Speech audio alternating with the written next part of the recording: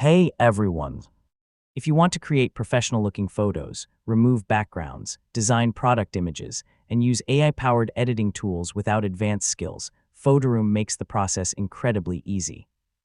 In this video, I'll show you how to use Photoroom from start to finish in 2026. First, visit the Photoroom website or open the mobile app and sign in to your account. If you're new to the platform, create a free account and complete the setup process. Once you're logged in, you'll arrive at the main dashboard where you can start a new project, upload photos, and access Photoroom's editing tools. To begin, upload the image you want to edit. Photoroom works especially well for product photos, social media content, profile pictures, and marketing materials. After uploading your image, Photoroom will automatically analyze it and often remove the background using its AI-powered background removal tool.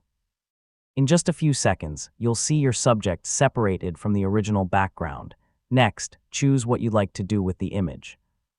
You can keep a transparent background, add a solid color, insert a custom image, or use one of the available templates. And that's how to use Photoroom in 2026. Whether you're editing product photos, creating marketing materials, or enhancing images with AI, Photoroom provides a fast and beginner-friendly solution. Thanks for watching, and I'll see you in the next tutorial.